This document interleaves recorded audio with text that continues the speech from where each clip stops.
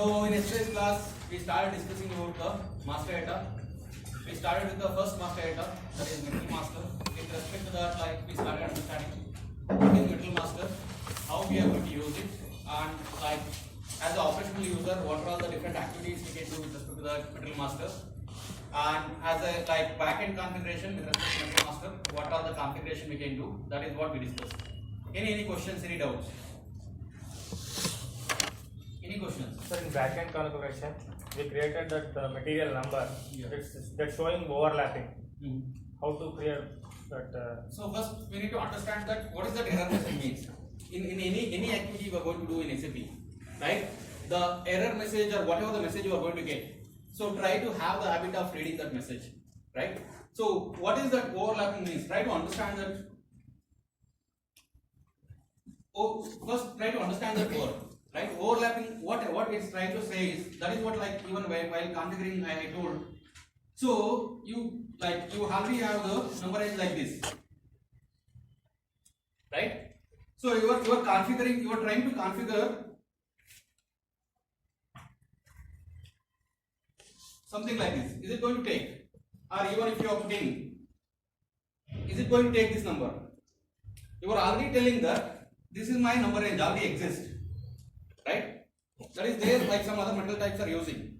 Whenever you are creating a new metal type, you are trying to assign this one more number range, which is under this same number range only. Overlapping means already some existing metal type is using, or it need not be a metal type. Any group you created, it's not assigned to any metal type.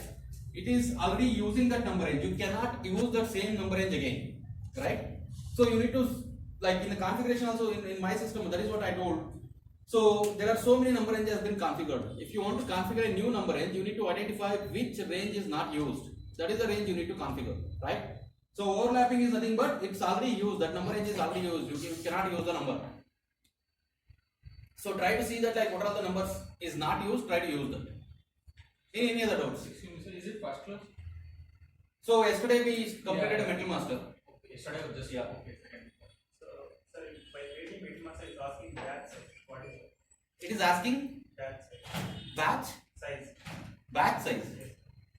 It's nowhere asked any batch size. Like what kind of material you are trying to create? There is batch size, batch number. Batch size. Even metal master, like there is nothing called as batch size, batch number. It's going to ask. There is one check we have in metal master called as batch management active. If you activate that while performing the goods receipt, that is the time it's going to ask you to enter the batch number. I think batch size. Show me that error once later, like because in metal master nowhere we are going to use a batch. Only like batch management is active. So we are going to discuss that like what is that batch means, how we are going to use it in later classes. Any other doubts? We define that 18 digit is the maximum, right? No? Yeah. So from 00 that 18 digit to till 999. So in single number range, if we cover everything, and if you want to create a new number range, so we have to delete that and we have to create new one. So you should be like very much careful while configuring the number ranges, right? It is one time activity, right? So I am coming to that. You should be very much conscious while configuring the number ranges. In SAP, so many places we have a number ranges. We are going to discuss like each and every topic or each and every object, whatever we discuss, master data or transaction data. Everywhere you have to create a number range, right? We are telling that any software, whenever we are going to save the document, it has to get saved with the numbers. It means every places you are going to have the number. So you are telling that like it's a 18 digit number. I am telling that like okay, starting with some 00012 to 999. I am configuring one number range. What is going to happen? Any further you are going to create, every time you are going to get this overlapping error, right? So you should be very much conscious while configuring this kind of number ranges. You should like that's where we are telling that. So if you are configuring 18 digit, go something like this. So you have some provision to even configure other numbers, right? If you want to configure one more number, you go with the 2 series. If you don't do it, if you configure a single number and if you already use that number, means in your case you are telling that okay, this is the number I configured, I already created few material. Then system will not allow you to delete. You cannot do anything. No. Any other questions? Are we clear with all the things in Metal Master? So yesterday, part of our activity, we configured. I show that like there are so many standard material type already exist in the system, right? We saw that even raw material, finished goods, everything was there as a standard, and there are like we configured our own new material type. If somebody asks you the question like what is the purpose, why we need to configure a new material type when there are so many material types exist, what will be our answers? Are we getting my question first? We are telling that in SAP like we saw that in our system around like 67 types of material type already created, right? We went and created one more. So in real time when you are going to buy the SAP software, SAP is already giving like 27 to 30 different material type, the standard material type. So if you are creating a new material type, what can be the reason why we will go for a new material type creation? So we understood that yesterday what is that material type means, why we have to use that, why we need to do that segregation, right? Yes or no? Yes, sir. So if somebody is asking like, if you are creating a new material type, there are so many standard material type already exist, what can be the reason why we go for a new material type creation? As per their requirement, they have selected the views and all. So, As per whose requirement? means standard requirements. What is that standard requirement means? Client requirement. So that's what like there are so many material types are already available. We are like even when they are configuring raw material means like they know that raw material this is the purpose they are going to use it and corresponding necessary changes everything setup is there already. Why we have to create one more raw material type and we need to use that? We can Material type customize which we as- want is not there in list. Sorry, The material type which we want is not there in I'm list. telling it is there. No, we like can if you use a customize as- paramedical, it's different, and if you use manufacturing, it's different. What is the difference is? If it is a paramedical, if it is a manufacturing, ultimately you are going to have a raw material, finished goods, semi-finished goods. That is the material type, right? Yeah, but we need the raw material, the kind of material we procure. So that is what, even if you are procuring a kind of material, you are going to classify it as either raw material, finished goods, semi-finished goods, packing material. That is the kind of material type you are going to define, right? The kind of material you are going to buy is a different, but the characteristic of the material is either it's a raw material, finished goods, semi-finished goods for you. So what can be the reason? we can customize as per our requirement, the required entry and optional entry and all. So one thing we need to understand that is what like I tried to tell you guys yesterday, like there are so many fields are there, right? And in that so many fields, like we saw 928 fields are there. Out of 928 fields, everything is not a mandated, right? We saw very few fields are a mandated.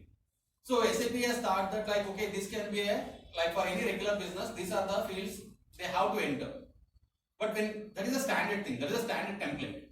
But when it comes to your business, along with that you may need some other fields also as a mandatory. So in your business, in like SAP has decided that like okay, when somebody is using a raw material, these are the views we might be creating. Like in your organization, like SAP has thought that okay, like anybody is going to have the software, they might not be using the quality management or warehouse management. But when it comes to your industry, you might be using the quality management, warehouse management. So when you are going to create a new material, you need to select that views as well, so that you can extend that material for that particular views. And when you are executing the process, even like quality management process and warehouse process also can be added. If I use that, you can do the configuration changes in the standard material type only also. So what I am trying to tell is, I have a ROH material type. In that, there are like some 20 fields are mandatory. But as per your industry needs, you need 30 fields as a mandatory. Like another 10 fields you need to change it as a mandatory. Or like the ROH material has some 8 views as a, like selectable. Like as a, like basic data, purchasing data, like that it has a 8 view. But in your requirement you have some 10 views has to be selected. You are extending for quality or warehouse as well.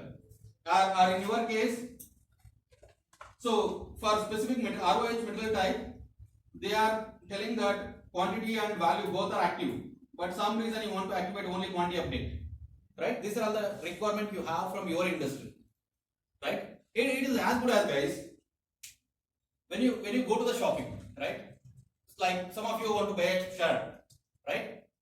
So they are like as a standard they are showing that some like they are displaying that some shirts.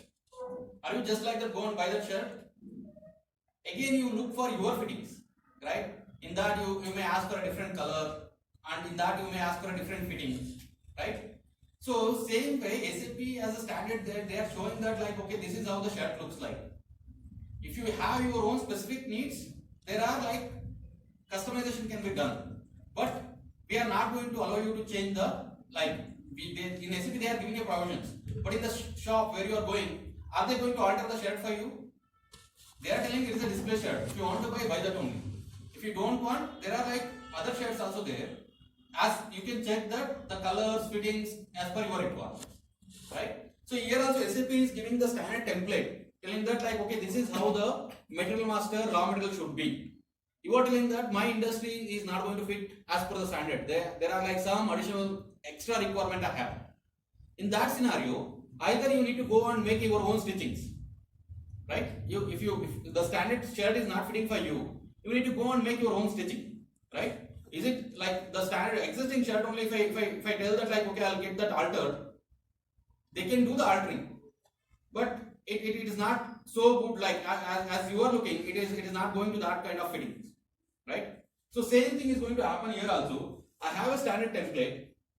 There is a provision to alter this. Every possible changes you can go and do with respect to this only. But if you do this, it is like it is not the shared case. Here like it can fit for your requirement. But later days, like when we are installing SAP, it is not like I'm going to use it for just 1 week. It can be used for multiple years.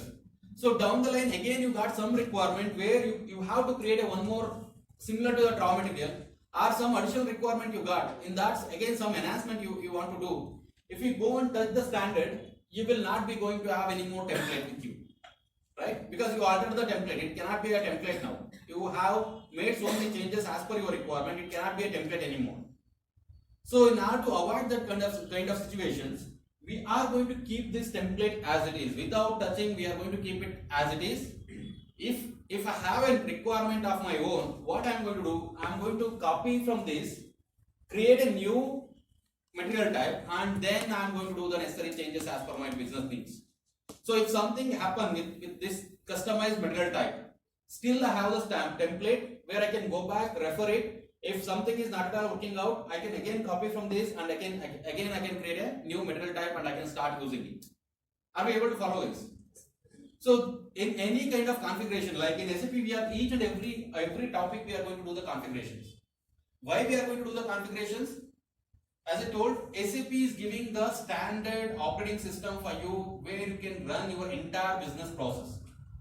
You no need to do any kind of configuration. When you are going to buy the software, the standard template is readily available for you to run your entire business process. But I'm using the word like it is a standard template, right? So we need to understand, like when it comes to a business, there are like 5 TV manufacturing company.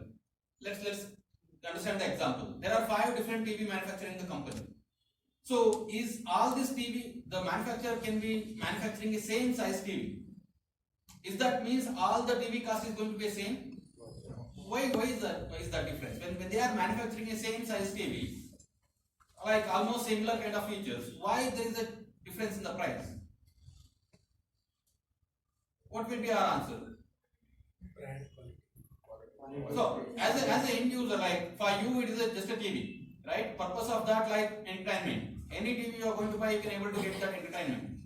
Then why like there is so much cost difference? Or if you come to your example of mobile, right? Every one of us are using a mobile. All of us are paid same amount to buy a mobile.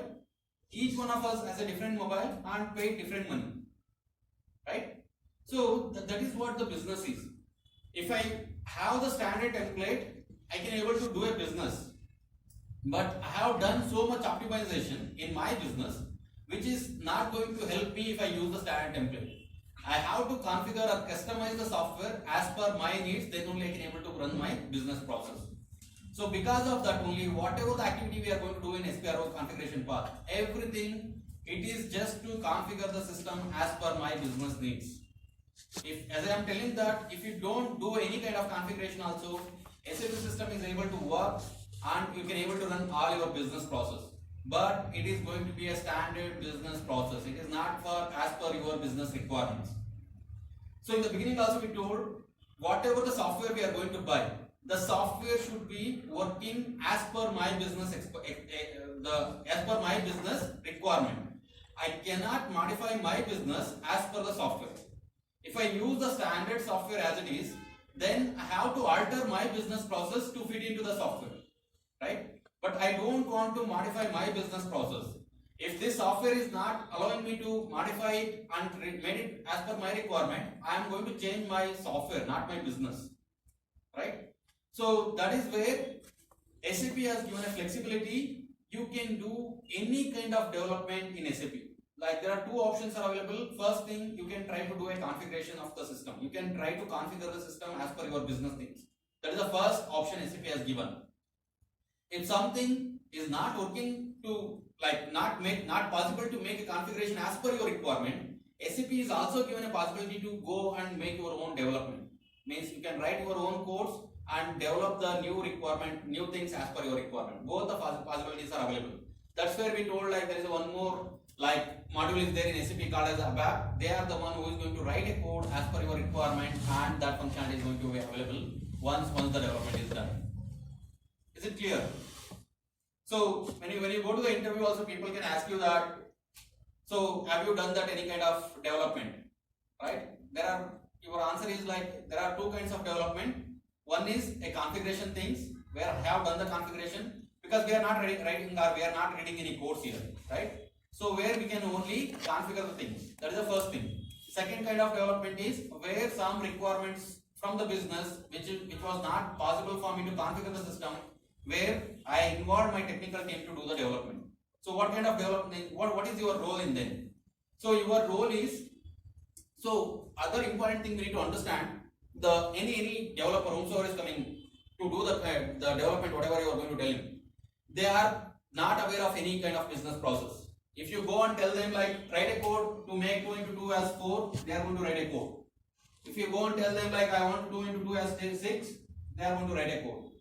They are completely depending on your inputs, right? Because you are the one who is interacting with the business, you know the business process, you are the one who can tell them business want 2 into 2 as 2, 4 or 6, right?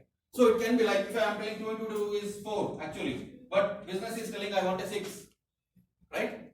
So that is you need to understand why business is telling us 6, and you need to make a necessary input to the developer how they can achieve that 2 into 2 as 6. And you also need to give that like where this 2 into 2 is going to come from. That is the kind of input you are going to give to your business. In real time scenario, like SAP has so many reports and everything. There are some business will come and tell you that like okay, I need a kind of report where I can get complete view of my like order to invoice. Means I want to know that for specific material in a single report, like there are so many reports are there with respect to material master, with respect to PO, with respect to GR, invoice, something like that. So somebody is coming and asking you, I want a single report where if I enter the material number, I should know that how many POs are there, open, how many GRs are like there, or how many invoices are there, or how much invoice amount I need to pay. That is the kind of requirement they are coming and telling you.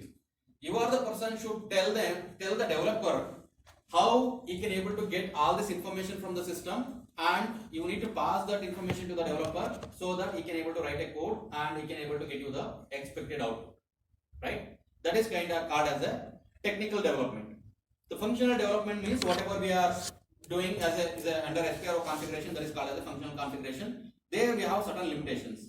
SAP has given a flexibility to do the configuration, but you cannot go behind that whatever the limitation is there. If somebody is coming and asking you that requirement behind that, then you have to go for a technical development. Is it clear? Any questions, guys? So let's move on to the other master data.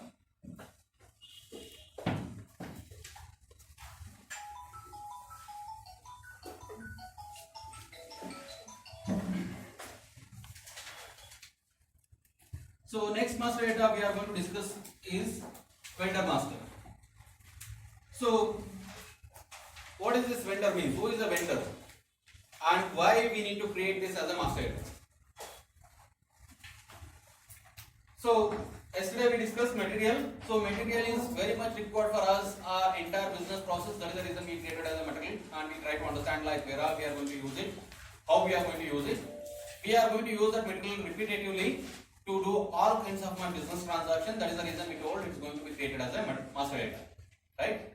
So now, like one more master data we are telling, it's a vendor. So first, what is vendor means? Who is a vendor? So if you don't supply goods and services, you don't call them as a vendor.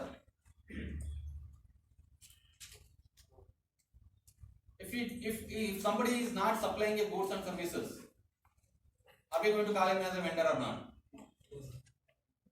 Okay. One who deliver the required material. So same thing, goods and services means that's what, right? So my question is, if somebody is not supplying a goods and services, we are not going to call them as a vendor, or we are not going to create them as a vendor. Yes or no? Yes. Means we are going to create or we are not going to create. So first thing we need to understand, guys, in business, especially with respect to SAP software, anybody, we are going to make a payment, right? We have to create them as a vendor. That is a base thing in SAP, right? Anybody, we are going to make a payment. That person has to be created as a vendor in our system. So now can we tell that, like, if somebody is not supplying a goods or services, are we going to create a vendor or not? We are going to create. So what is the scenario where we are going to create them as a vendor? What does that mean? So it's not a single word answer questions, guys. It's not something like yes or no. We need to tell that, like, what is that requirement where we are going to create somebody as a vendor who is not supplying a goods and services. The guy who is interfacing between our business and like where you will get a services and goods. He is also providing a service for you, right? Where he is interacting with somebody else and getting a business done for you. He is also providing a service to you. No, just he is interfacing. That is a service. Right? He is not supplying a goods, fine, but he is providing his time for you. Employee vendor. What employee is going to do?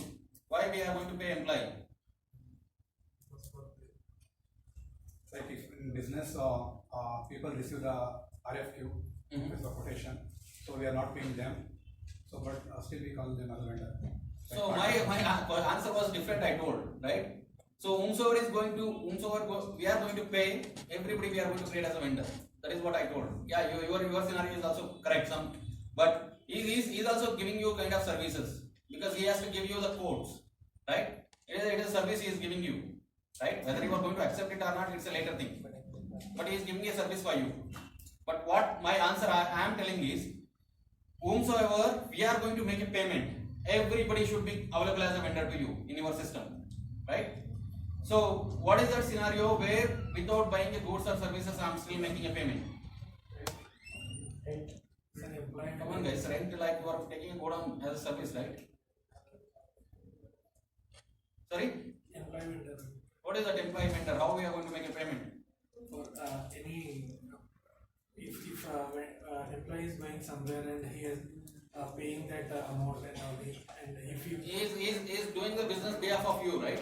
He is going somewhere means he is providing that service to you. So you are getting the service from him. What can be that scenario, guys? taxes. So like nobody is paying a tax, right? Anybody is paying a tax? If you are paying the tax, you should easily know this answer, right? So for government we are paying a tax. What is the service as an individual I am getting? Right? So government is making a road, government is making a park, allowing a bus, everything. But as an individual, what they are giving to me? Right? It is nothing. But still I have to pay a tax. In some cases, like where we need to, like somebody interested to pay some money to charity, right? I'm not going to get anything from out of it, but still I am donating some money, right? So that is the like scenario where even if we are not getting the goods or services, still we are going to make a payment. But in SAP, if you want to make any kind of payment, that person has to be created as a vendor in our system. Are we following this? But normally, like it is not like always tax or charity. So most of the, like some of the scenarios where, like even though they are providing the services to us, we are not going to, like if I am getting the services, I have to have the PO created, right? So that is how I can able to purchase the services. But in some scenario, even we are not going to create a PO, still we are going to get a services and still we are going to make a payment.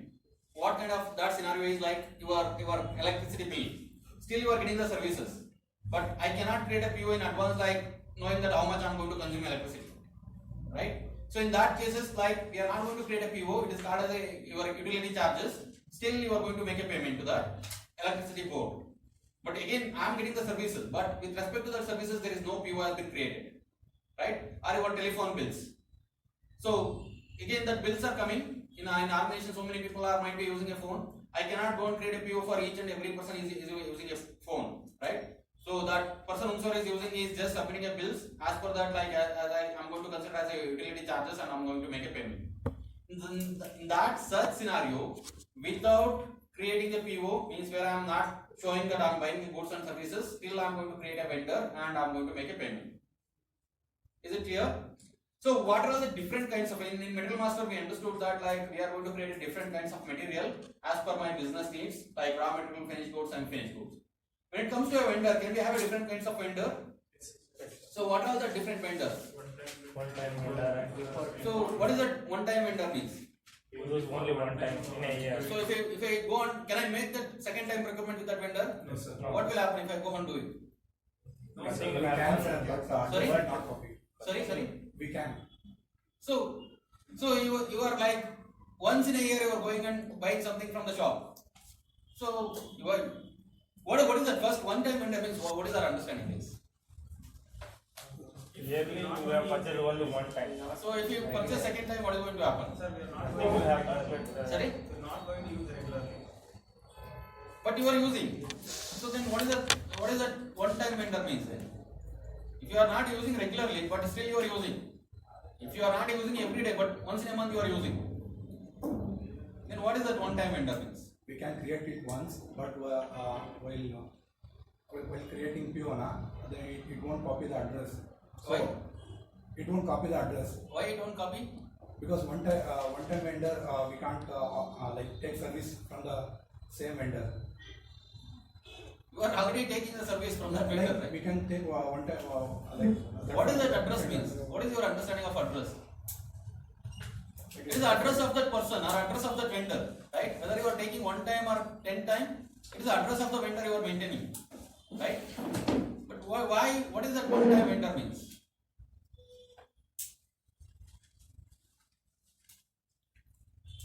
So one time vendor is not a like different vendor types, guys. It is like one of the a possible option you have. So why we are telling it as a one time vendor means? It is there is no restriction like if you are treating somebody as a one time vendor, you cannot do a second time procurement. You can do the like multiple time procurement as well. Why somebody is defined as a one time vendor means, even like why we are going to create that one time vendor means like we know that we are not going to do a frequent business with them. But again I am telling that like whether you do a frequent business, you don't do a business, if you are going to pay somebody, you have to create as a vendor. So when I am making a payment to the vendor, I need to like create a vendor. Whether it's a one time, 10 times, still you have to create a vendor. Then what is the difference between regular vendor and one time vendor? For this one time vendor, we are not going to have any kind of contract created. We may buy something in once in a year, right? So we want like somebody try to create a contract, we want to avoid that. Because you are not going to do any kind of frequent procurement, try to limit this vendor for certain transactions. We are not going to collect as much information we are going to collect with the regular vendor for this one time vendor. It is as good as guys, like you are going to buy like you are frequently buying the grocery item for your home, right? So most of your family members know that like that store. If you are buying the grocery item regularly from the one shop, most of your family members know that store.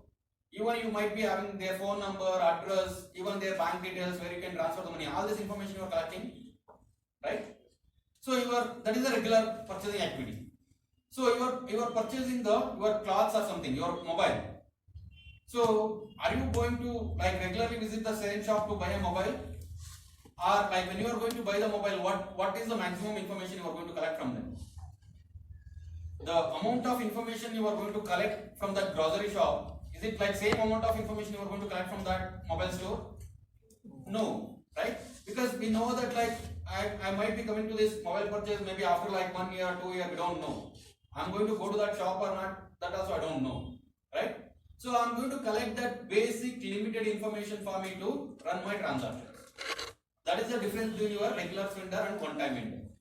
In one-time vendor, you are going to have a limited information. When it comes to a regular vendor, you are going to have as much as possible information. So that because you are frequently doing activities, and if you are not there, somebody else also comes into that place, he can able to continue that similar kind of business without any interruption. That is the reason we are going to create a regular vendor. So what are the different other vendor types we can have? Foreign vendor. What is that? Why we need to create somebody as a foreign and domestic? What is the benefit we are going to get if I create somebody as a foreign and domestic vendors? Currency changes, taxes. So currency changes. Anybody created a vendor? So if you are entering, there is a specific field is there. Whether it's a domestic or foreign doesn't matter. You can go and enter their currency. What currency is going to do a business? Then what is the point of like creating a domestic and foreign vendor? Tax. Sorry. Taxes. So taxes, how the tax is getting calculated? Do we know that like in our India, whatever GST we have, how this tax is getting calculated? The three different tax types, how it is getting calculated? What are the three different taxes we have? SGST, IGST. SGST, CGST, IGST. What is that means? State. Central. State, central and inter. Right? How this tax is getting calculated? How they are going to calculate interstate tax, central tax? So the state tax means where you are doing a transaction within the state.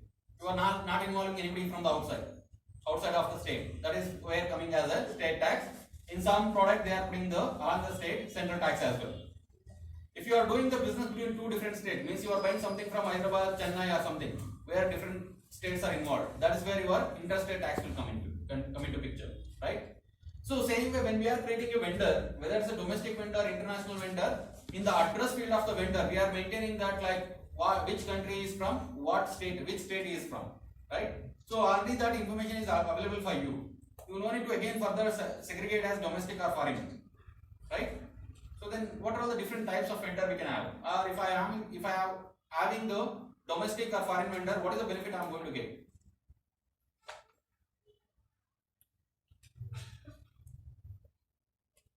Okay, domestic foreign will come to later. Like what are all the different kinds of vendor we can have? What does that mean? Only purchasing vendor. Sorry? Materials and all supply involvement will not be there, only services. Whether it's a material or services, you are buying something means you are buying, right? It is not going to much differ. Delivery agent, What does that exactly mean? only the freight or that component will come in that. Again, there is a service. You are buying something from him, right? So, the different kinds of vendor we are going to have it, guys. Like based on the kind of role they are playing with me, we can define the vendors. So, what exactly it means?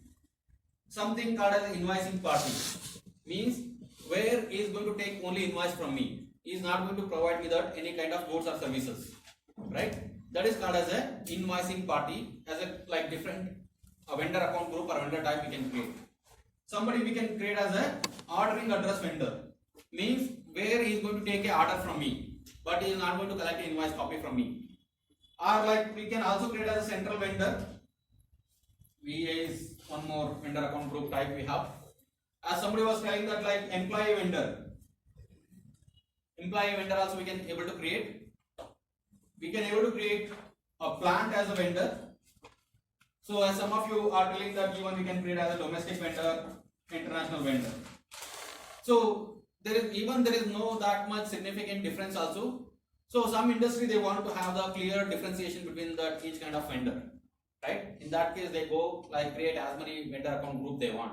Somebody is telling that like okay, vendor is a vendor for me, domestic, international doesn't matter. Like he is a vendor means I'm just going to create as one central vendor. They can able to create. But some of these like we try to have this kind of differentiation. Like somebody has told like partner function.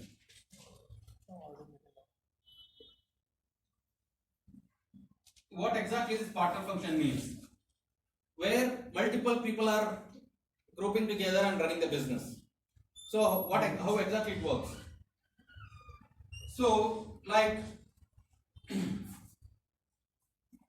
I am the manufacturer, but I don't have my own transportation. When somebody is ordering the goods, like I have to involve somebody else to do the transportation activity. It is as good as, guys, if you are buying a washing machine, right? When you go to any electronic store and if you buy a washing machine, they are going to charge you only for a washing machine. And in some scenario, they are going to tell that like if it is within 1 or 2 kilometer radius, it's a free delivery. If it is more than that distance, they are going to help you to identify that one person who can take that washing machine to your home. But they are going to tell you that like it's an extra payment you need to make, right?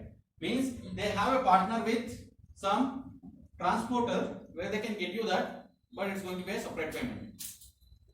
So you got that washing machine, he loaded and he brought that washing machine to your doorstep.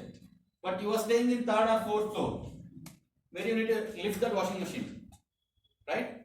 So now, like, you can able to do it, you can able to, if you have a people, you can able to do it. If you are staying like only two people family, you cannot lift that washing machine. You will need additional people to lift. So this same shopper is going to help you with that guys also. Means he has some people around with him who can do that lifting work.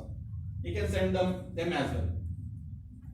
His actual business is selling a washing machine, but he is also tied up with the transporter, the people who can lift that, right? That is called as a partner function, right?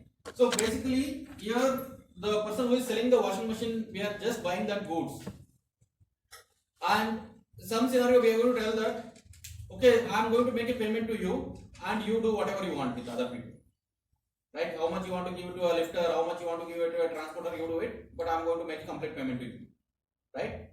Or in some scenario you are going to tell that you pay me only washing machine amount, all the other amount you need to pay to the other people, right? So if I am like making a payment to only one person, not to other, I no need to create other guys as a vendor to me, right? Because I am making complete payment to the store guy, and he can do whatever the distribution he want.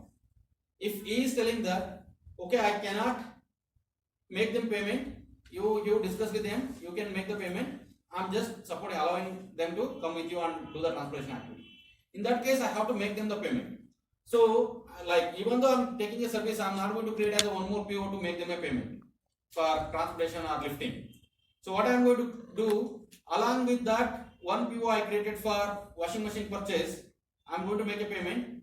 This additional whatever the services I'm getting, I'm going to just make a payment without creating a PO, right? Our other scenario is like somebody is a manufacturer. His manufacturing unit is there somewhere in Delhi. So a customer from Bangalore is placing the order, right? So like any manufacturing company, every time they cannot deliver that like one goods, because one person is ordering a goods from Bangalore, like transportation cost from Delhi to Bangalore is too high. So that is the reason, like any manufacturing company, every near to any metro city or like tier 2 cities, they are going to have a warehouses where whatever manufacturing goods they are coming and dumping here, right? So that like any requirement comes, they can easily supply. It means they have a head office, they have some delivery address or outlet. So they are telling that when I need a goods, when I am interacting with this head office, they are telling that you can get the goods from that my distribution center, but you have to make a payment to me only. The distribution center is just doing the goods delivery, they are not going to take a payment. You can get the goods from there, but you need to make a payment to me only, right? So in this case, I have to create both these people as a vendor to me, because this guy is supplying a goods and this guy is supplying, I have to make a payment, right? So here this guy is just taking the order with me. That person I am going to create as a ordering address vendor who can supply that goods. Once I receive the goods, I need to make a payment. That person I am going to create as an invoicing partner, right? So both them I am going to link it in a partner function where I am going to mention that one person is the ordering address, another one person is the invoicing party. So when I am going to create a PO, this is the person is going to be there in the PO. When I am going to make an invoice, I am going to make an invoice for this person. So that is the other concept where we are going to use different types of vendor. So the way we had a segregation with respect to material type based on the characteristic, in vendor the kind of role they are playing with me, based on that we are going to have a different vendor. So something I told here, we are going to create a plant as a vendor. What can be the reason? What kind of scenario we are going to use? Currently, like we understood, the person who is providing goods and services, we are going to create a vendor, or person whom we are going to make a payment, we are going to create as a vendor. So another one more thing I'm telling that, like there is a plant, that plant also we are going to create as a vendor. What can be the scenario? Transfer from one plant to another plant. So there are scenarios we are going to discuss later where we need to transfer the goods from one plant to another plant. So in yesterday's class we were discussing that external procurement and internal procurement, right? So whatever till now we discussed, buying the goods from one person, paying to a different person, all this belongs to an external procurement where I am involving external party to take a goods and make a payment. But some scenario where no external parties are involved, within the organization only I am making these movements, right? So anybody who is going to supply me a goods or services, I have to create them as a vendor, right? So in internal scenario, the plant is the one which is going to supply the goods or services which is required for me. So for that reason, we are going to create a plant also as a vendor. So we have employee as a vendor. Employee as a vendor, why we are going to create? So to make an employee payment, whatever the salary and all, there is some separate module we have, that is a HRM system, human resource management system.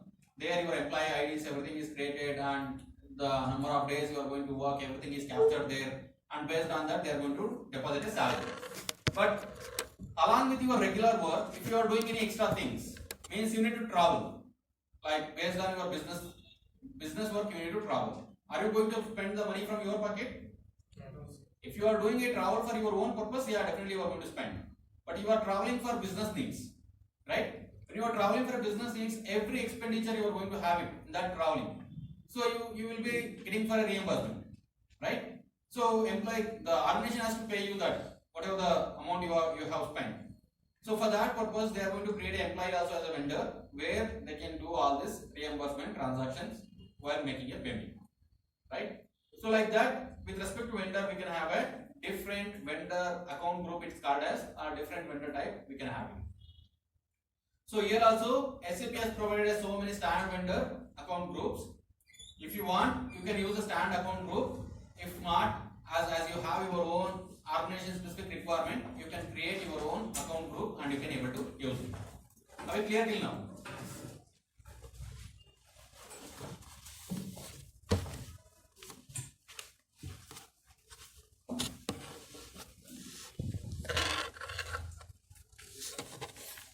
So we are telling that in SAP every object we can do some backend configuration also. What are the different kinds of configuration we can do? So it is very common thing. A few of the common things we are going to repeat in every class. That is two or three common configuration we are going to do with respect to every object in SAP. The first one is your number ranges. Every object we are going to touch. Object is nothing but like whatever the transaction data, master data we discussed.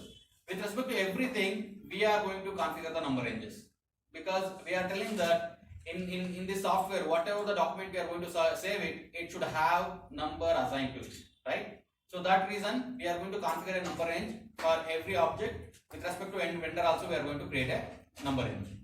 Second thing, the field status configuration means that whatever the mandatory field, optional field we saw, right? That is also one of the common configuration we are going to do with respect to every object, because every organization, they have their own requirements. They want to have some fields as a standard fields or mandatory fields for their requirement. Some fields can be optional. So that is also one of the common configuration we are going to do. Apart from that, with respect to vendor, the third one more configuration is we have is a partner function where we told like invoicing party, ordering address, all this with respect to your vendor account group, you can have a link. Means when you are creating a specific vendor type, what are all the different partner function can be available to use it. That is one more configuration we can do. So apart from that, like we have some other text related or the drop down option, whatever we are going to get, that is also a configuration we can do, right? So first, like let's try to understand that like what are the activity as operational users we can do with respect to the vendor. So we can able to, like the way we have a material creation, deletion, change, here also with respect to vendor also we can able to do it. So in Material Master we have only one stand take code for creation, change and all. Here we have three different take codes. What does that mean? For if you are creating a vendor centrally, we have XK01. If you are creating a vendor only with respect to the purchasing, we have MK01. If you are creating a vendor only with respect to the accounting, we have FK01. Are we able to follow this, right? Centrally means the person who is providing the goods and services, and we are going to make a payment. Means everything is performed by a single person. That is the vendor we call it as a central vendor. Means we are buying the goods from him and we are going to make a payment to him. That is the vendor we are going to call it as a central vendor. Purchasing vendor means he is going to take just a order, or he is going to just supply the goods, where he is not going to make he is not going to involve anything in the payment. That is the vendor we are going to call it as a purchasing vendor. Accounting vendor means he is not going to supply any goods or anything, he is going to just collect a payment. So we understood that each of the vendor types, in which scenario what kind of vendor we are going to use. So what exactly it means? If I am creating a central vendor means all the purchasing activity will be done with respect to your purchase order, and payment will be done with respect to company code.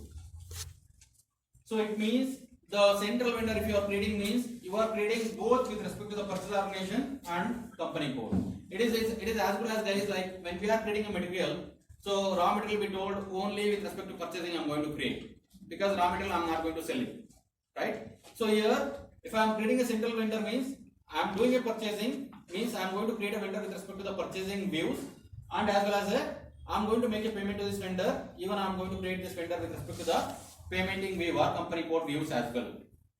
If I am creating a vendor only with respect to the purchasing means I am not going to create this vendor for company code levels. Only for a purchasing org level we are going to create this vendor. Means only for the purchasing views I am going to create this vendor. If I am using FK01, only for the company code views I am going to create this vendor. So in case of partner function, what we are going to do, we are going to link these two vendors. So this vendor is having a purchase data, this vendor is having a company code data, where we can create a PO as well as make a payment. If I am making only a payment, there is no purchasing, then you can, whatever the vendor is created only using that, you can able to use it, because that has no purchasing data. It is having all the necessary data for payment, you can able to use it. If you are using a vendor only for taking an order, you can use MK01 T code, whatever the vendor you have created, and where only purchasing data is available, there is no company code data is available. Are we clear? So like that, like below to that we have the other list of T codes. So XK01 for creation, XK02 for change, XK03 for display, XK04 for change log. You have XK05 set block, XK06 set deletion. We have XK99 for mask change. Again I am telling that guys, these are the not only T code we have, there are so many other T codes also we have, but these are the most commonly used T code. Yesterday I showed you guys the path how we can explore the T codes, but these are the most commonly used T codes. With respect to MK, like we have MK01, 2, 3. With respect to FK also, we have this T code. So if I ask the question, if by using a XK01, can I create only with the vendor only with respect to the purchasing? Yes or no? Or can I create a vendor only with respect to the company code using XK01? Have you tried, anybody? Sure is already like created a vendor. Yes, but some of the mandatory fields will be there, they are like reconciliation account. So my question is, if I am using a XK01 T code, can I create vendor only with respect to the purchasing, or can I create only with respect to the accounting? Have you tried? What is the error? What error it was giving? So without entering that field, we cannot move. The data screen will come, and whatever mandatory field we have set in that vendor account, that should be input. So go back and try it. Right? So it is a central T code, guys. You can able to create a vendor only with respect to the purchasing also, only with respect to the accounting also, or if you want both, you can able to create. The mandatory field, optional field, everything comes inside, right? In the main screen only you are telling that only go to these screens. Don't go to the screens if I am selecting company code. While creating a vendor, and I will show that you have an option to enter a company code and purchase order. If you enter only company code and continue, it will go to only company code views. It will not at all go to purchasing views, right? If you are entering only purchasing order, if you don't enter company code, it will go to only purchasing views. It will not at all go to company code views, right? If you want specifically create a vendor only for purchasing, you can use it. So now if I ask a question, so when I can do all this activity with respect to that one single T code, why we need to have this additional T codes? Are we getting my question?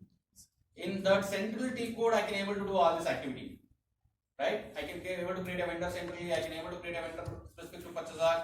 I can able to create a vendor only for company code. Then why I have additional 2 more T codes just to create a vendor? Some organization there will be different teams, like purchasing team will create only that purchasing data and accounting team will create that accounting data. And some organization like small organization, a single person has to create that accounting view and whatever data available, and for purchasing also he has to enter the data. So irrespective of anybody, so if you give XK01 access, whomsoever want to create a data with respect to purchasing, you can able to create, and whomsoever want to create a data with respect to accounting, you can able to create. Then why we need to have additional T code? Some plant level we maintain the vendor payment terms different. Can we maintain plant level? We can maintain. Where you maintain? Like Bangalore we have one plant and Delhi we have one plant. Can you create a vendor with respect to the plant? With respect to plant, we can maintain the data. How we can maintain? We can select the plant level. Where you can select a plant? In vendor creation. Where is the option to enter a plant?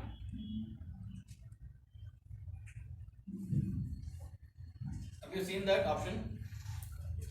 Plant, it will ask in the initial screen. I'm not talking about a material, it's a vendor. No, it will ask that purchase all in purchasing view. Yeah, purchase order is there, but where is the plant?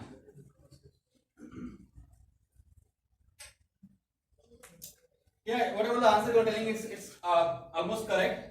So in some scenario, guys, like as he is telling that, like in bigger organization, they don't want to give the, like it's a cross-functional accesses. There is, like in the industry, we need to understand that in our day-to-day activity, I am the one doing complete activity. Means like whenever I get a requirement, I am the one who will go to the store, buy the goods, make the payment. Everything is a single person is doing, right? When it comes to organization, we spoke about, like in the organization there are so many business processes. There is a different unit for each and every activity, right? So even though vendor we are going to use it for purchasing, the same vendor will be used for payment process also. It means vendor will be there for purchasing, means in a like MM side, vendor will be there in a FI side as well. So based on that, like if it is a bigger organization, they want to restrict their access. Somebody from purchasing side should not do anything with respect to the accounting. Somebody from accounting team should not do anything with respect to the purchasing, right? What does that exactly means? Like, okay, in the accounting view, I'm going to maintain the vendor bank details where I have to make a payment. The purchasing department guy will not be aware that any bank related information and all, and they should not have any kind of access to do any kind of modification. If some modification is happening in their bank account details and all, it has to be taken care by finance team only. Nobody else should have access, right? In such scenario, we are not going to give this access to anybody, right? If I am giving the access, everybody can do anything. So I want to restrict the person from accounting should not touch anything in purchasing, and person from purchasing should not touch anything accounting. That is where we are going to give this reports access to him, right? I told one more module is there as a security. They are the one who is going to restrict all your access in the whatever the study version of SAP you have in your laptop. As I told, you can do anything. You can do like activity with respect to purchasing, activity with respect to accounting, activity with respect to sales, anything you can do. But when you go to the real time, your access will be restricted for you to do a dedicated activity. So if you are going an operational user, and if you are going as a like master data maintenance user, you will be having access to only master data maintenance T code. You cannot do anything with respect to vendor also. Even though you are from MM side, you are joining as a master data maintenance user, especially metal master data maintenance user, you are going to have access to only with respect to the metal master. You cannot do anything with respect to the vendor. You cannot do anything with respect to the people. right? That is the restriction will be done by the security team. Here in this scenario, as we are telling that if there is any like the specialized team, we are going to give the specific key code access to them so that like they can play around with only that key codes. And if it is like in some organization like there is a dedicated team as a vendor master team and they are the one who is going to take every kind of role with respect to the activity with respect to the vendor. In that case, we are going to give a FK01 key code access so that they can play around with completely with respect to that vendor. Is it clear? Any doubts, questions? Okay, let's see these things in the system.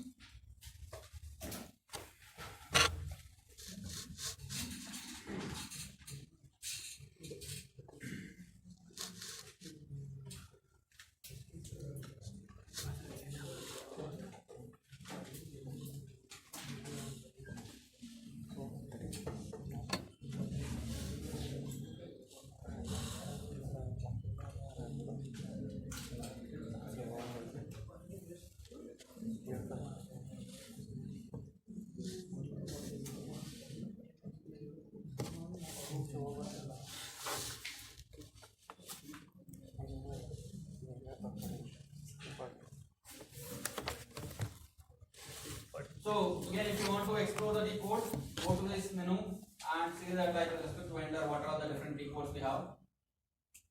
Vendor will come under purchasing, material management, purchasing. In that we have a master data. There you can see a vendor. So you can see vendor with respect to purchasing.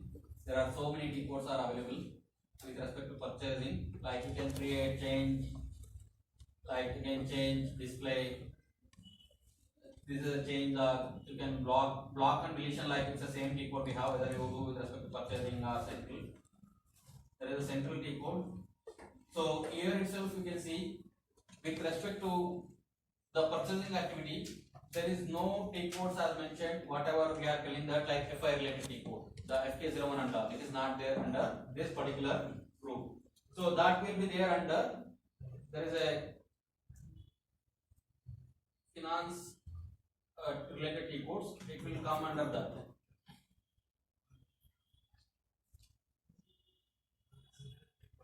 So there is something called as accounting. If you go to the accounting, in that like again they are going to have a master data. So that whatever the FK01 and all, we are referring that T code should be there somewhere around inside this. Account payable. Account payable. Something should be there as a master data. Reporting. Somewhere inside this you can able to find the things.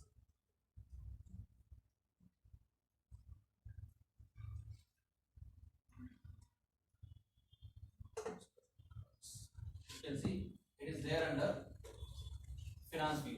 Means that will be dedicated activity for a finance team, not for a purchasing team. That is the reason that T code even not provided under purchasing as well. So anything with respect to purchasing, you want to explore T codes, go to this purchasing, and there are so many master data that like vendor is there. With respect to vendor, what are the different activities you can do? You can able to find all the T codes. So what exactly it means? Like if I am creating a central vendor or any purchasing vendor, if I want to create a vendor centrally, you can see that there is a company code, purchase order, both option will come. If I want to create a vendor only with respect to the purchasing, you can able to see only purchase order, there is no company code. Same way if you want to create a vendor with respect to accounting, there is no purchase order, there is a company code. So you need to like should know the type, what kind of vendor you are creating, then you can start creating a vendor. So vendor number, again like you can leave it blank or you can enter your own number as per the number range is configured.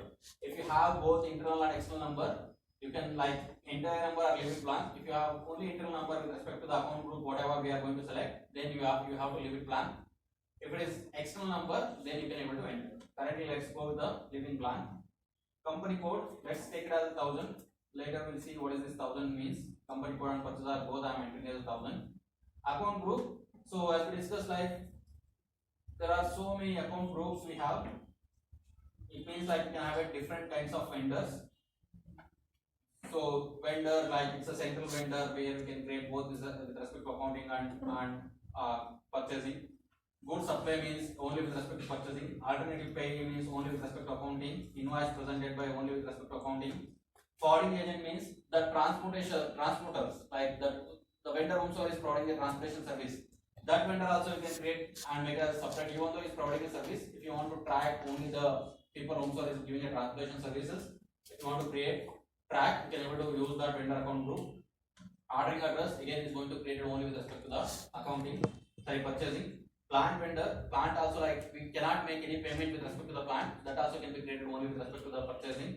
Special vendor, hierarchy nodes, like there are so many vendor account groups are there. Normally, like we need a standard vendor, we are going to use a account group as KRED. You can see there are like so many account groups starting with Z. As I told in SAP, wherever we see something starting with the Z or Y, that will be considered as a customized things. If any standard, you cannot see that things starting with the Z or Y. Even while practicing, if you are going and configuring, I'm not talking about a data creation, whatever you are going to do anything with SPRO, if you are configuring anything, try to have the habit of entering the name starting with Z or Y, right? So that will clearly help you to identify it's a customized thing. Just imagine like somebody has created a Z001 as a vendor account group. If instead of that, if he has created like ABC, something like that, it is difficult for anybody to identify whether it is a standard or customized, right? So even SAP suggestion, don't use any letter apart from Y and Z when you are doing any kind of configuration. Starting should be Y or Z. The standard account group we have is KRED, that is used for standard vendor creation. There is an option called reference, means you already have one vendor. Similar to that, if you want to create one more vendor, you can able to put a reference vendor details here. All the information will get copied, and only basic information like their name, address, that is what you need to enter.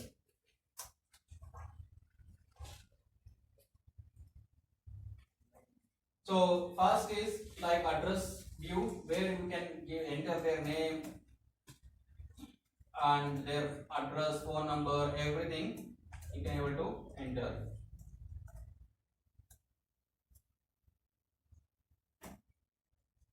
So I'm just filling that mandatory field,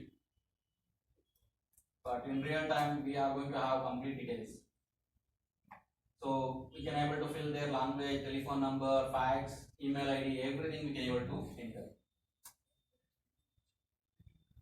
Next, in the control data, we are going to have their tax registration number or VAT registration number. That is like very important thing or field to be entered. So some cases like people will be entering the tax VAT registration number here. Somebody is using a tax number here or tax number here. Any field there are so many options are available. You can able to use any of the fields. And other important field we are going to enter in this field is an industry. We want to know that like that particular vendor belongs to what kind of industry. Because like in later days, if I want to buy any kind of material, like just to give an example, I want to buy some electrical material. So if I don't have the industry type, if I'm just creating a vendor, if I need an electrical item, again it's difficult for me to search like who can supply that electrical item. If I am already identifying this vendor is belong to electrical industry, later when I need the any kind of additional goods with respect to electrical industry, I can approach him and check whether he can supply it or not. That purpose we are going to choose the industry as well. So nothing is made as mandatory, so I'm just keeping. So this is the place where we are going to enter the complete bank details of the vendor, bank number, account number, holder, which bank, everything. So reconciliation account, just to track that like whatever the payments are going from the organization to vendors, to track that we are going to have the reconciliation account. And cash management group, like there are so many cash management groups are there. Like if you are paying, somebody is only dedicated to make the payment to the domestic vendor, somebody is dedicated to make the payment to the international vendor, somebody is dedicated to take care of the tax related things. Like that, it is like who is going to make a payment. That is the purpose we are going to use it. You can use any. So if any interest, like if you are not paying on time, interest and all, how you are going to calculate everything. Withholding tax means there is one more tax type where the organization they are collecting a tax and they are going to make a tax payment to the government. So we are going to have this withholding tax configured. So in India we are not using withholding tax, but some countries they are using a withholding tax type where like you are maintaining the withholding tax while creating an invoice. Whatever the withholding tax percentage is there, that also pop up where before making a payment to the vendor, we are going to deduct that withholding tax amount with us, and we are going to make the tax to the government directly. And we have a personal number. This is used only in case of if you are creating a vendor employee as a vendor. This personal number means the employee ID will be maintained here. So just to know that which vendor ID belongs to which employee. So this is again like with respect to the paymenting, means a company code view only. We have a payment term, we have tolerance group. So payment term is it is an agreed term between the buyer and supplier when we are going to make a payment to the vendor. It means like in case of if I am taking goods and services. So in normally like in your Amazon purchase also you have a provision, right? You can able to make a payment and you can able to buy the goods, or you can have an option to cash on delivery. Now some more option they have come up with like pay now and sorry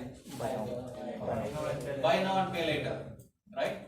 So these are called as a different payment groups. If you are making a payment at once, that is one kind of payment term. If you are making a cash on delivery, that is a different payment term. If you are making like buy now pay later, that is a different payment term. So in real time, like in our day-to-day activity, nobody is going to like give that flexibility like you can pay after like month or after 15 days. So in some scenario you might be having that experience like you are buying the grocery item for entire month and you are going to make a payment once in a month, right? That is the option we see. But in the industry, any organization like whatever the especially with respect to raw material and all, anybody is buying, they are not going to make a payment immediately because so industry they are not like a banks, right? Bank will have money every time, and if you have a balance in your account, you can go and ask for a money. But when it comes to an industry, they are buying the raw material from the vendor. They have to make that raw material into a finished goods. They have to sell that finished goods to the customer. Then only they are going to get a money, right? So only after getting the money only I can able to make a payment to the vendors. That is the reason, especially with respect to the raw material, we are going to have a agreed payment term with the supplier and the buyers. It means I cannot make a payment immediately. For me, this is a time duration is required for me to transfer your raw material into a finished goods and sell it to a customer. Once I sell it to the customer, once I get the money, then only I can able to make you a payment. So it's again agreement between the vendor and buyers. Whatever the terms they are going to agree, we can maintain it. Like each payment term has different payment days. You can see if anybody we are selecting a 0001 as a payment term, it means it's an immediate payment. Means once you receive the goods, you have to make the payment. For somebody we are selecting as 0002, it is a 45 days payment. Means after receiving the goods, after 45 days, you can able to make a payment. Without like before that, you cannot come and ask you. But in some scenario, vendor is telling that okay, you make a payment after 45 days, I'm fine. But if you make a payment early, within 14 days, I'll be giving a discount to you. You can give me a discounted amount. Or if you cannot make a payment within 14 days, if you make a payment within 30 days, I'm giving a discount, but it's not as I can give you for 14 days. So what is the reason why this kind of payment terms are required? Any idea? Are we understanding this? What is the payment term means? So why like okay we can directly set okay 45 days is a payment term, means we are going to make a payment to after 45 days. But why vendor may come back and tell that like okay give within 14 days I can give you a more discount? What can be the reason for this? The interest rate from the bank. It is again like the same interesting, right? If I'm like giving the money for like waiting for 45 days, there again like the vendor is again like he is a manufacturer. He is waiting for like he is buying the raw material from somebody else and he is making a finished goods and he is supplying the raw material for me. If I make a early payment, so like they'll do the same calculation. So if I giving somebody like money and if I am waiting for 1 month, 1.5 months, I'm like losing that interest, right? If I take the money early and if I am able to put it in my bank deposit, I might be getting the same interest also. Or if I am able to make my payment on time by taking money, I can able to save some discount from other vendor also, right? So by having that things in mind, they are going to give you this kind of discounts. Again, it's up to you whether you want to take this discount or you don't want. But agreed payment term is 45 days. You have to make a payment within 45 days. Means after that 45th day, you need to make a payment. So there is something called as a tolerance group. Or whatever we are discussing, everything is with respect to the paymenting, guys. So tolerance group we have is like when I created a PO, the value of the PO is something like 100 rupees. But some reason when supplier is sending you the invoice copy, instead of 100 rupees, he is putting 101 rupees. There is 1 rupee extra. When you are going to process this kind of invoices, your system is going to block, telling that the value of that PO and the value of the invoices is different, right? So vendor is coming back and telling that, okay, some reason that 1 rupee has increased, you have to make the payment. I cannot decrease that now, right? But your system is not going to allow you because there is a 1 rupee more compared to your PO value. So in that cases, we are going to use the tolerance groups. We are going to tell the system, if from this vendor, if the invoice is coming, that is like, it normally set as like 5% or like 0.5% based on industry to industry. If the value is like 5% plus or minus, still allow that invoice to be get processed. If it is more than 5%, then only you block it. For that purpose, we are going to use this tolerance group. Check cashing time, like if you are giving a check and how many days it's going to get cashed, that is the information. There is one more thing called check double invoices. So from any supplier, when we are going to collect invoices, there is a supplier invoice number will be there in that copy. It is like if you are taking any bills, right, whether it's like computer generated or manually written bill, any bill book, if you see, if it is a manual bill book, earlier days we used to see there is a one red dark number used to be there. That is a bill number, right?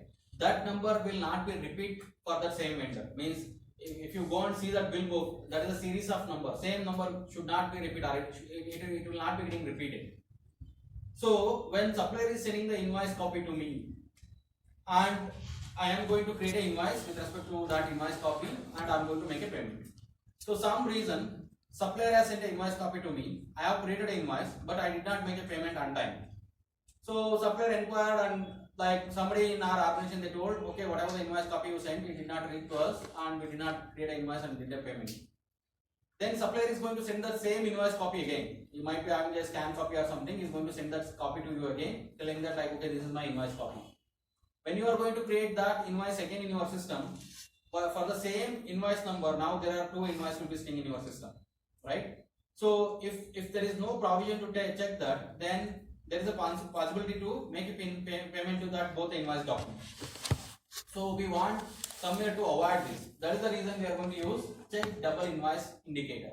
Means in the while creating invoice, we will see that there is a something called reference number. That is where we are going to enter a vendor invoice bill number. So if you are entering a invoice for a same vendor and there are two invoices are with the same reference number, then system is automatically going to identify that second invoice what you are entering as a duplicate invoice, and it is going to put that invoice under block status. So later somebody from accounting team, they can come back and check that with reference to the invoice number, is there any document already exists, and if it is there, they can cancel this. If it is not that that some reason like they have cancelled that earlier invoice and all, then they can process this invoice. That is the purpose we are going to use a check double invoice indicator. Payment methods, we are like how we are going to make a payment to the vendor, whether you are going to make a cash payment, check, online transfer. There are so many methods are available. We are going to select here. House bank is nothing but, so as an individual I have 2-3 accounts, right? So same way industry also they will be having like multiple accounts, bank accounts. So from which bank account of the vendor, like a company, they are going to make a payment. That is what they are going to select as a house bank. Means there is a one account they are going to define as a primary account. From that account only they want to make a payment to that every vendor. So that account is going to consider as a house bank, and from that account only payment will go to the vendor. We have a tolerance group here also, here also. So whatever the tolerance group here we are seeing, that is for a payment purpose. These are the two different process, guys. Invoice verification is a different process, and payment process is a different. Making a payment to the vendor is a different process. In invoice verification, you are just going to verify your invoice with respect to the PO. In the payment process, for that verified invoice, you are going to make a payment to the vendor. These are the two different processes. So we have a tolerance group here. This tolerance group is going to verify the invoice with respect to PO. It is going to block. This tolerance group is going to verify your invoice document while making a payment. Is there any discrepancy between your invoice and the amount you are going to make? If there is any discrepancy, it is going to block. Dunning procedure, like this is just a clerical information to maintain, we are going to use it. whatever we discussed till now, all are related to accounting, means company code related. And what we are discussing now is a purchasing related, where you are going to enter the information with respect to purchasing activity. So here we can enter the currency, what kind of currency this vendor can take, and here also we have a payment term. So what is the reason like why we have a payment term 2 times? What can be the reason, guys? Location wise different payment terms. Where I can maintain a different location for the vendor. Purchasing all. So if it is a different purchaser, again all the screen is going to be start from scratch, right? Actually, this is company code pattern. It is purchasing data. We are maintaining 2 payment terms, at purchasing all level and at company code. That is a question. Why we need to maintain 2? One standard payment terms we can maintain at company code level, and one different payment terms we can. How? Like if the vendor is the same person, right? Once you are telling that within 15 days I will make a payment, and another time if you go and tell that I will make a payment in 30 days, will you I think agree? a single vendor is supplying at Bangalore also and different location also. So if it is again like if the different location what we are referring, if it has a different purchasing guard, then the entire data creation is going to be different. Means currently I have selected as a purchase order as 1000. So if you have a purchase order as 2000, when you are going to enter a 2000 purchase order, all the screen will come from scratch. You need to enter all the information from the scratch, right? So in that case, if you are entering, it's fine. But in my case, it is same purchase order I am going to use it. But here also I have it 2 times. What can be the reason? Are we getting my question? First thing, we saw the payment term was there in the previous screen, and this screen also we are able to see the payment terms. So why we have the same information twice? So branch, so you told Branch. no branch will be production area will be separate and financial area will be separate. So what will happen if I maintain there as like immediate payment here, if I maintain as a 45 days payment?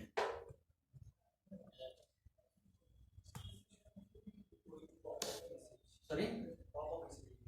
What pop-up? Like okay, there I maintained as 002, I'll maintain here some 001. What pop-up message we are going to get?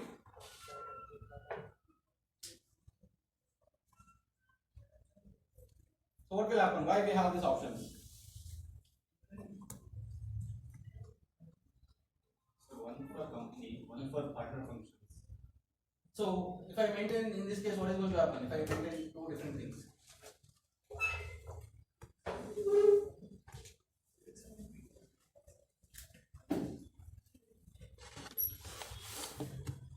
So payment related information is very much crucial, guys. Like, so normally for me, payment related information is required while making a payment, right? That is where like when I am going to make a payment to the vendor, that is the information is required.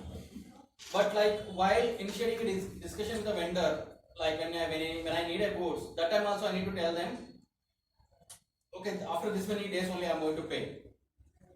It means, as we told, vendor can be created with respect to accounting, vendor can be created with respect to purchasing, vendor can be created with respect to centrally.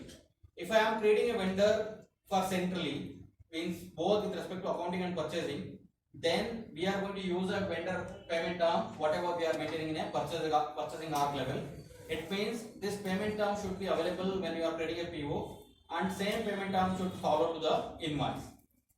Is it clear?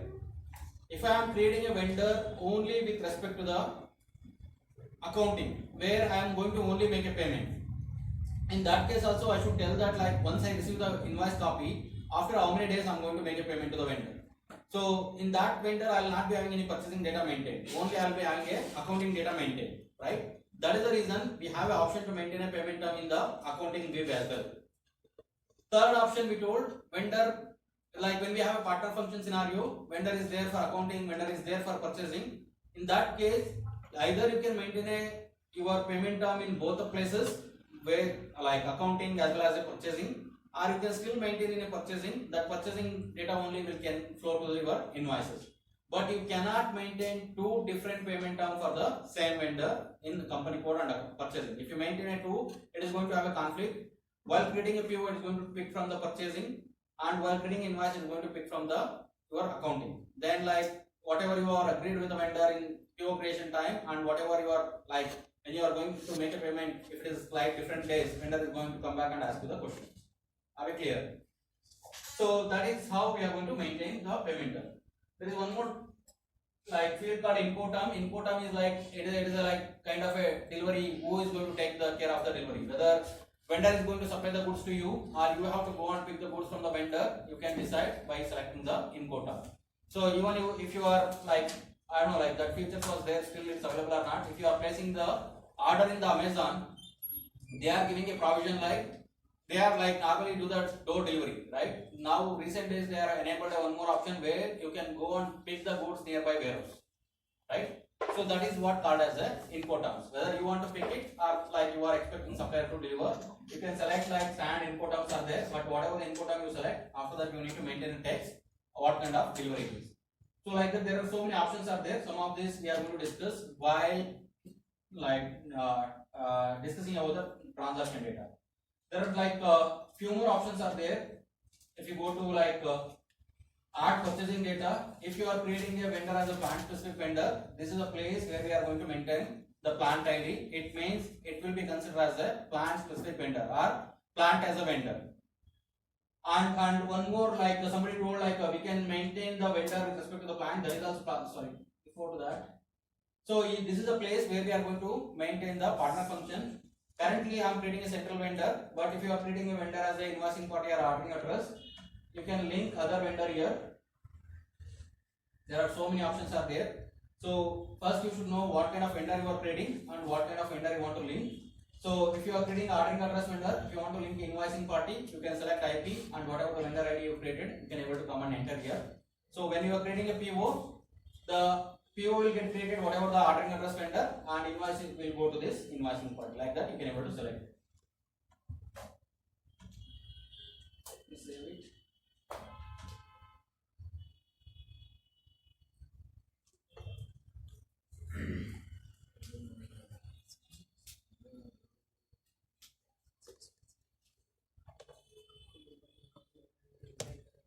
So this is how vendor can be created. Like now vendor ID has been created for both company code and purchase order because we have selected both. If you want to do any changes, you can go to the change or you can use XK02T code. Whichever the view you want to modify, you can go to that view and you can able to do some changes with respect to the vendor.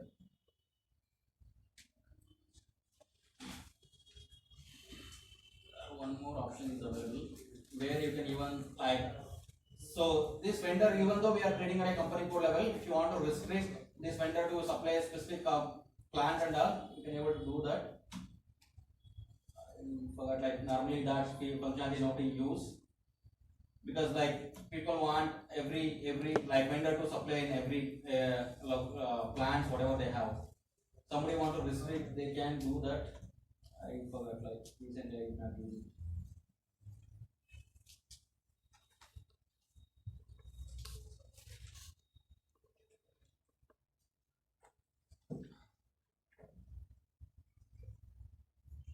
Anyway, I'll check that and I'll tell you guys. I think there's a vendor sub-bench. That option is not coming up. Anyway, I'll check that. I can show you that what exactly it means. Like even though we are creating a vendor, so the vendor is created at a company code level. Means whatever the different branches are there for that company code, any places you can able to supply the goods and services. But some vendor you want to restrict. Like suppose what will happen? I have like in India, I'm just having a one company code. One company I have in India, but I have so many plants around India. Like Bangalore, there is a one plant. Hyderabad, there is a one plant. Like that. So I want like some goods for Bangalore plant and similar kind of goods for Hyderabad plant.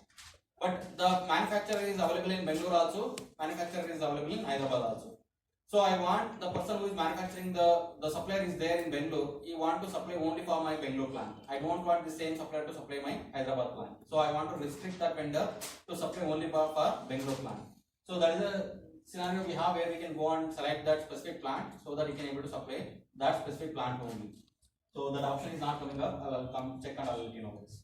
Like that you can able to create a vendor and you can able to do the changes. If you want to like, let me do some changes. If you want to display, just go to the display or XK03T code and you can able to display whatever the view we want. It will be in display mode. You cannot enter anything. And if you want to like check that is there any changes is done with respect to the vendor, that for that we have XK04. It is going to show you that like who has done the changes, what changes is done. Every details is going to show. Like it's showing that payment term changes is done. If you select and click on detail, it's going to show you that like when it was done. If you select in detail,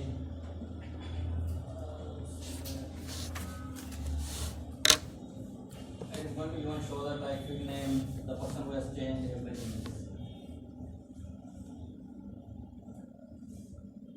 Some reason like person is not coming up, but it will show. Okay, if you click on that, it is going to show that who is the user, what time, what date, what all the changes it did, everything you can able to see. If you want to set a block, if you use XK05, where you can able to set the block to the vendor, and same key code will be used to unblock as well. Means you don't want to buy these goods and services from the vendor, you can able to set. If you want to like buy goods and you don't want to make a payment, you can able to like there are two options available. One is posting block, purchasing block. If you do a posting block, you cannot able to make any kind of payments. If you set a purchasing block, you cannot able to create any orders. It depends on what kind of block you want to put with respect to the vendor, you can able to do it. So if you want to set like both, you have to activate both, all like selected company code. Like I have multiple company code, in any particular company code you want to block, you can able to do a select company code block. If you activate all company code, this vendor cannot be used anywhere.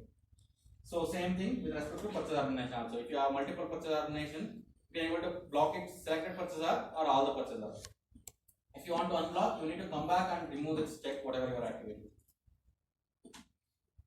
And another key code we have is 06, where you can able to set the deletion flag. Here also same thing, you can able to set the deletion flag for purchasing or company code. If you want to remove the deletion flag, again as I told in previous class, in SAP, especially with respect to MM process, whatever we are going to discuss, you cannot completely erase the data from the system. You can able to set only flag for deletion. The data is still available in the system. If you want to remove the block and if you want to still use it, you can able to do it. And one more key code we have is a mask change, where like any specific field you want to change in like hundreds of vendor, you can able to do it.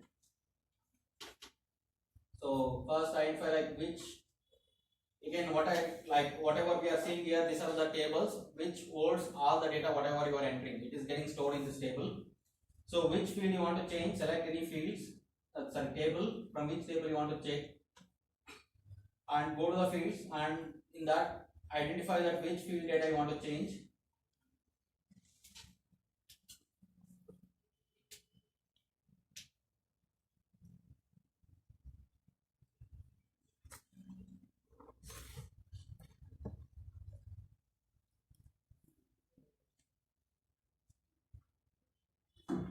So there are so many fields are there, you just need to select like which specific field you want to change. See payment term.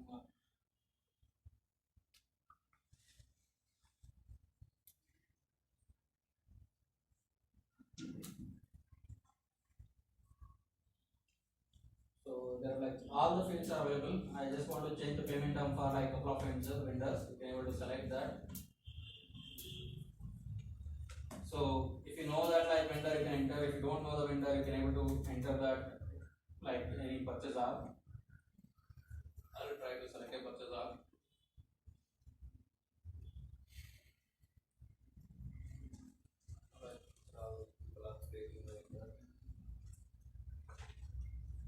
So I'm just selecting some random purchase app. I will see like okay, there are so many like vendors are there. So currently it has a payment term as 0002. I want to change it to 0001 for all this. So currently only 4 entries are there. Even though it is hundreds of entries, you can able to do this mass change. And select this and click on this carry over changes. Everywhere it get updated. Save it. Then you can go back and check the payment term for all this vendor has been changed. So that is how we can able to do the mass changes. Any questions? Any doubts till now, guys? Are we able to follow? It did not change. It's giving some error. not defined in a table. That account group, whatever has been created, that vendor, that RED, somebody has went and like did some changes. So any changes, any deletion you are doing, guys, do that only for the object you are creating. If somebody else has created something in your system or some standard is there, don't go and do any deletion or changes with respect to that. Whatever the configuration you want to do it everything with respect to the one which you are creating, right? Don't touch any other things. Like this is what will happen. Like somebody went and modified this ZRED account group. Whatever the vendor we have created now with respect to this account group, we cannot use that vendor, right? Everywhere it will show the same inconsistency. Especially like with respect to the standard object, don't even touch that object. If you want, just copy that and create whatever you want and play around. Don't delete, change anything in the standard objects.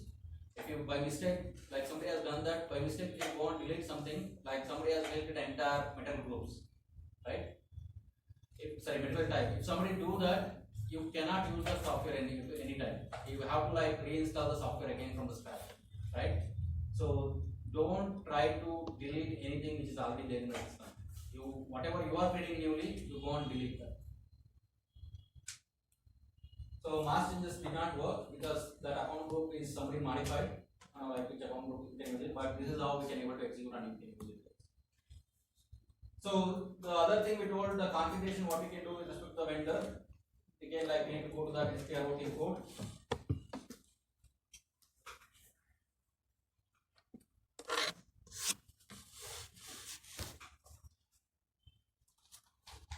So in that we have something called as plastic general. Under this where we can do the configuration with respect to the vendor. So under plastic general, yesterday we went through this metal master, but here we have something called business partner. So under business partner only we have the vendor. So with respect to that we can do few configurations. First thing is define account group and field selection for vendor. What is the account group means? Whatever the account group we are selecting while creating vendor means the vendor type. That is what we can able to create our own or we can modify existing.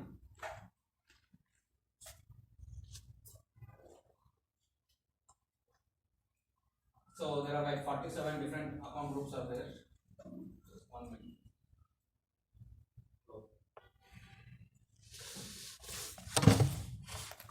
Hello. Yeah. So if you want to create a new account group, as I told, like here it is the standard account group. You can able to copy what kind of vendor you are trying to create. If you are creating a central vendor, this is the account group you can able to copy. There is a copy as option. Change it the name and like just save it. You can go back and see this account group is already appearing for you for data creation. Go back to this report one more time. So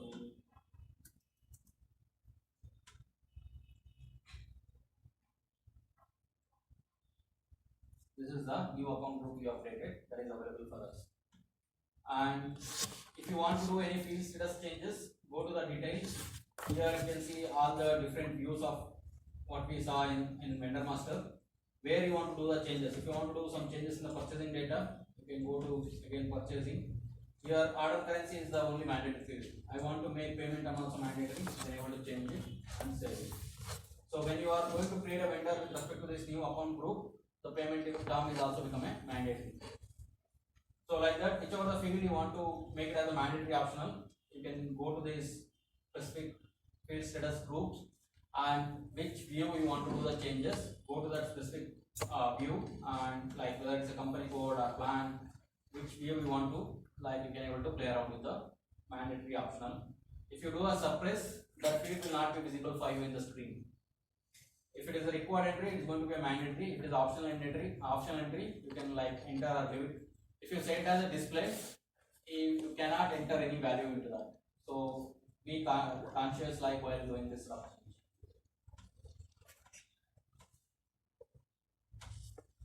So that is like you can create a new vendor group and you can play around with the screen.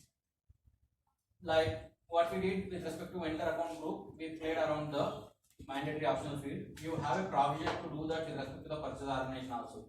Means for one purchase organization, I want specific field as mandatory. For other purchase organization, I don't want that field to be mandatory.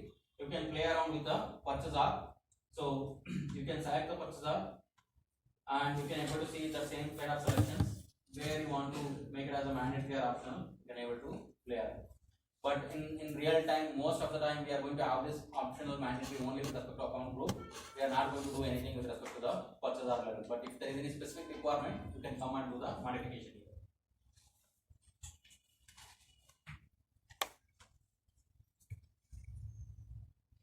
Other thing, even you can do with respect to the T code levels, like whatever the T code we are using, MK01, FK01, or like XK01.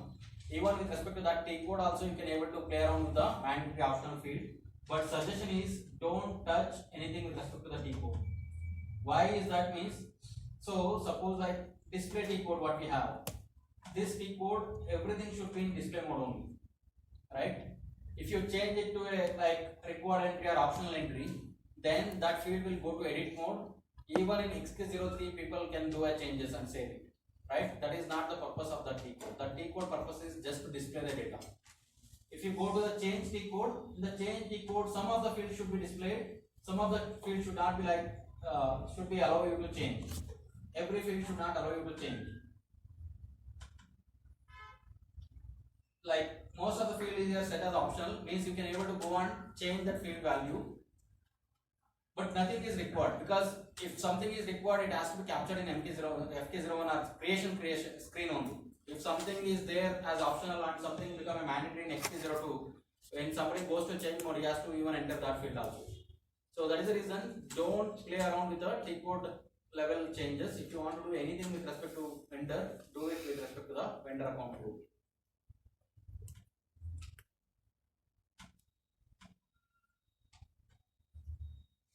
So other thing we have is a vendor number range, where like you can see whatever the numbers are available. If you want to add a new interval, click on this, give some interval number. Like again, we need to check whatever the available number is. There are so many numbers configured in my system. See something like.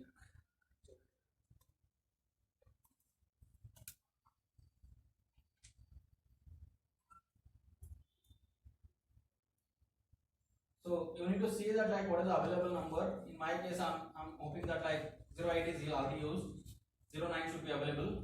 And if you want to say it as an external or internal, if you activate, it is going to act as an external number. If you don't activate this checkbox, it is going to consider as an internal number.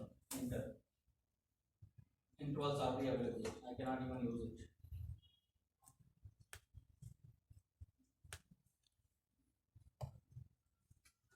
So because in each class we are keep on creating a new number ranges, is the problem with me.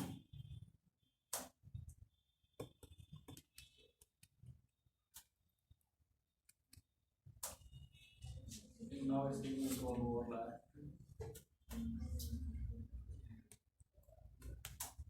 Now can able to use that particular number.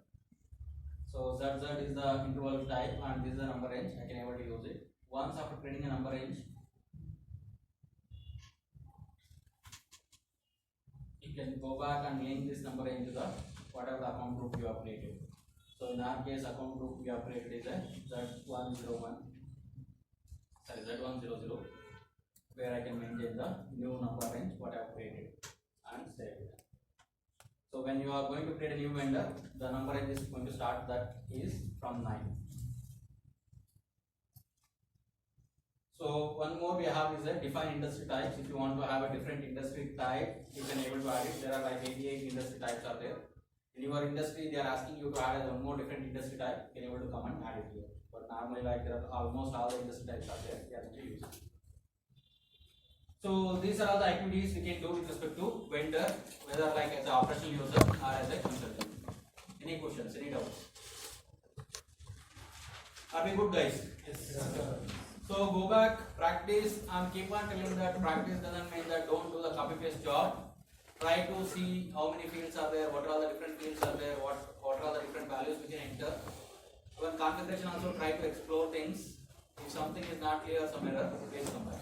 Fine? Yes. English initially we create multiple vendors using XK01, MK01, FK01.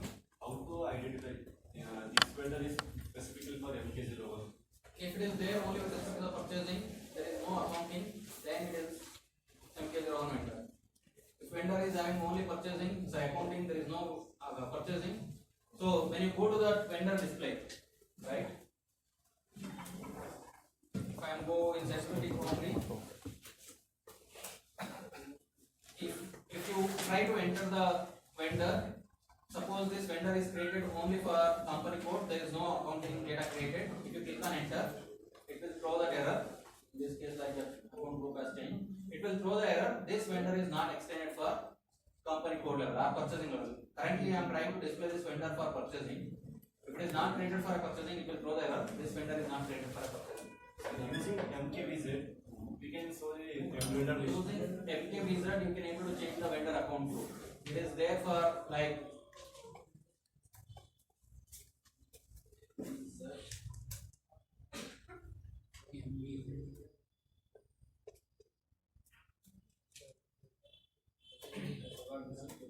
this is like just to change the vendor account group. We said.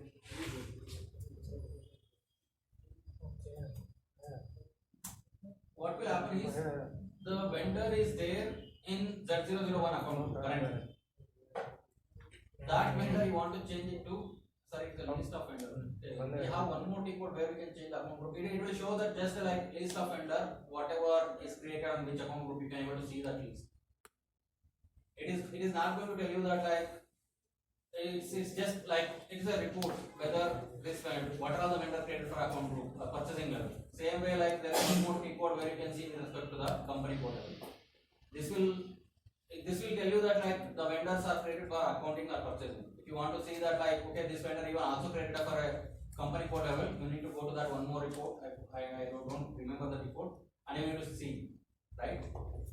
And one more T code we have where even you can able to change the account group. Like if it is created for Z001 account group, if you want to change it to Z002 account group, you can able to do that. For that also there is one more T code is there, but I don't remember.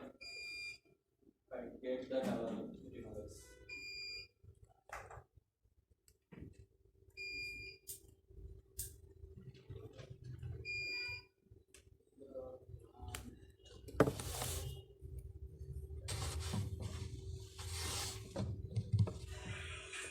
You can see like MKVZ what we use for purchasing list, MKVG is there for condition groups.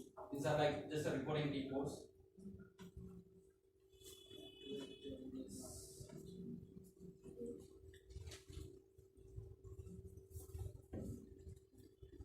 I will check and I will do that. That is used to check the Accounting group change XK07. XK07 accounting group changes is. If you use the T code, like you can able to change the vendor from one account grouping to other account group. But we need to make sure that both the account group has similar kind of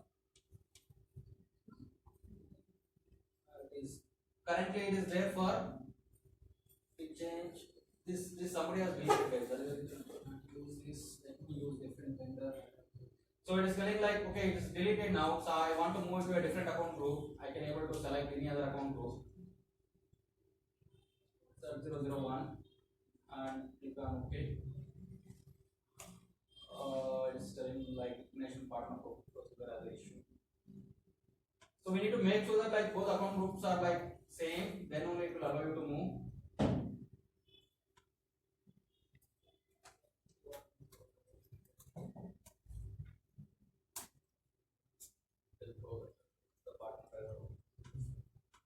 It's telling that like the partner configuration is not done for that.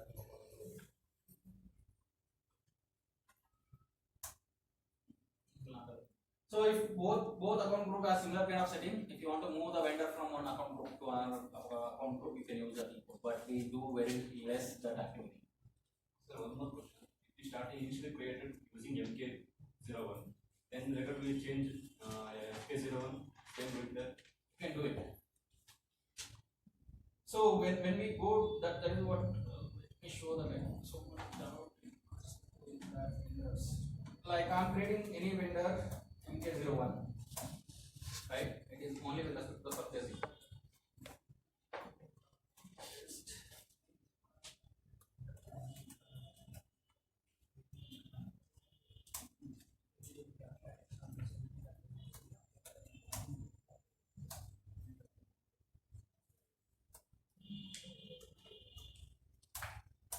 So this is the vendor we have created in MK, right? If I want to do anything with respect to this vendor, you can do it with respect to XK also. You can able to change, delete, display, everything.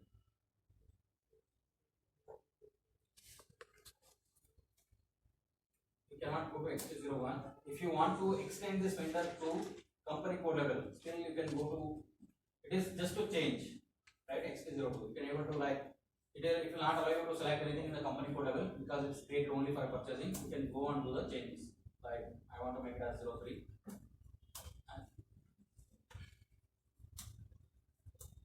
You can able to change it.